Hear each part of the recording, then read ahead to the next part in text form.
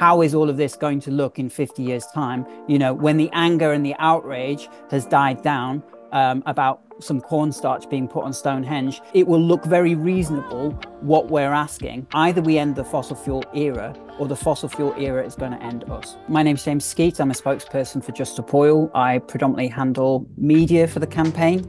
I think that's probably the main reason I'm speaking to you today. Certainly, yeah. And do you mind just running me through the action that took place today? So we had two Just Stop Oil supporters go to Stonehenge. They attempted to put some orange cornstarch on the stones, created quite a big cloud of smoke, looked quite visually interesting. But I suppose the key thing to take away from this is that there's no permanent damage to the stones. It will wash off in the rain. And so why did ye as a group pick Stonehenge for the action today? Well, I think it's sort of important for us to be thinking about kind of I think when we have these sorts of conversations, it's always worth us grounding ourselves in kind of like what the situation is right now. And though I think that the action has been like quite shocking to many people, I think we need to be considering, what is it that's more shocking? Is it a bit of orange cornstarch on a treasured monument, or is it the fact that governments are, committed to burning more oil, gas, and coal when we're just coming off the back of 12 straight months of record temperatures that are leading to fires, floods, crop failures worldwide? It's going to lead to millions of people killed and displaced in the years to come. What's more shocking? Sure, sure. But I'm just curious with the previous actions that Just Stop Oil have had, there's been a subtext to it, right? Whether it's like spray painting Tufton Street or whether it's spray painting or throwing paint or soup on paintings that are in museums that somehow benefit from continued exploitation of fossil fuels. I'm just curious where the link, if there is a subtext to Stonehenge or if. We all value our treasured monuments. I think it's important for us to get that feeling of shock and dismay when we see things that we love at risk, because that's the feeling that we need to really be emotionally connecting with, given the situation that we see with the climate in its current form and where it looks like the trajectory of things are heading, right? So we are, as I said, 12 straight months of record temperatures. We have seen 17 months of record rainfall. We see crop failure worldwide. That is leading to we're sort of heading to a situation now where we're looking at 2 billion people forced out of the conditions suitable to support human life and a billion people on the move by 2030. That's 1 in 8 people. I think we need to be thinking about what is our world going to look like in the face of that, and really start emotionally connecting with the gravity of the situation.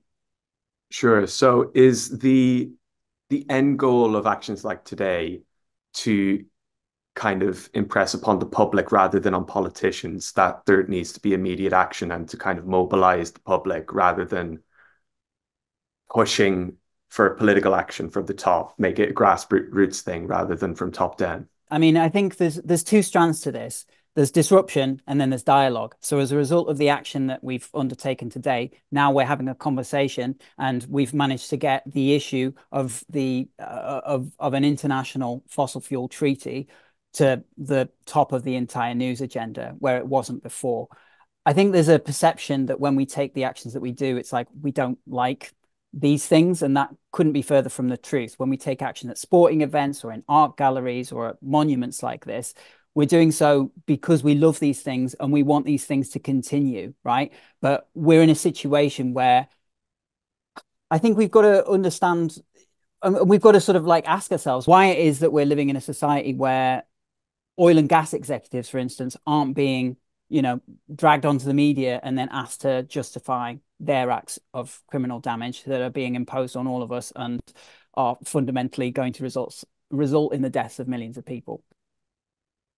Do you think, from the answer you've just given there, do you think that the general public are going to take that message away from today's action? I mean, it's it's kind of the disconnect between action and then reception is, Mm. especially when we're seeing it on Twitter, or you're going to see it on whatever outlet you see it on, television, newspapers tomorrow or tonight. And there will already be a spin put onto the story itself. So how do you believe that the actions themselves are actually having a cut through in the public, and having a positive reaction when it comes to public perception of your organization? So we're not seeking positive perception of Just Stop Oil, right? What we're seeking to do is force this issue up the news agenda into the forefront of the public consciousness, and we have been very effective at that. We're now entering into a situation where the next UK government is likely to enact Just Stop Oil's original demand of no new oil and gas into legislation, right? So we have been very effective.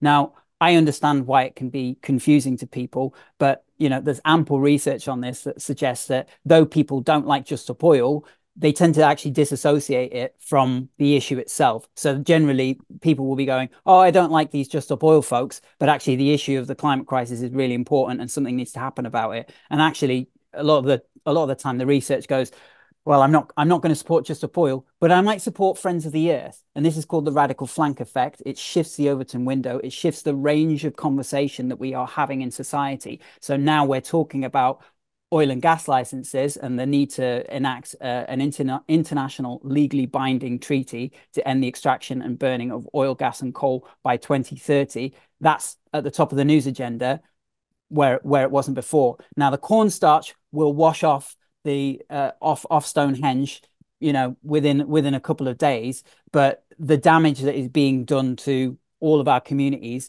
by oil and gas executives and the politicians that they've bought is going to run on for many generations. And I think that we need to be having a discussion about what it is that we're prepared to do about that, given what's at stake. Hmm. You mentioned the incoming government there. I just want to read you out Keir Starmer's response to the action today. He said on Twitter earlier on, the damage done to Stonehenge is outrageous. Just Stop Oil are pathetic. Those responsible must face the full force of the law. What's your response to that?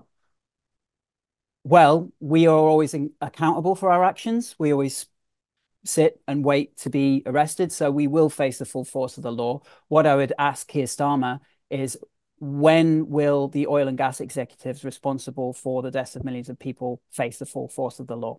You had mentioned that the incoming government have already accepted some of the original demands of Just Stop Oil from the earlier actions. Can you see a world where the actions that Just Stop Oil are taking now are going to be taken on by a Labour government in the next, between now and the 5 years down the line that they have?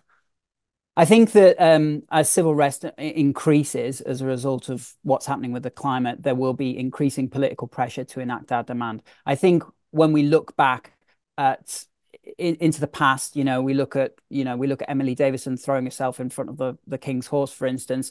I think many of us now accept that that was a necessary step in order to bring about rights for women. And I think many of us are glad that those people undertook the actions that they did. And I think that we need to be thinking about, how is all of this going to look in 50 years' time? When the anger and the outrage has died down about some cornstarch being put on Stonehenge, and there will be time to actually look at the reasons why we've done what we've done, and it will look very reasonable what we're asking, given what's at stake.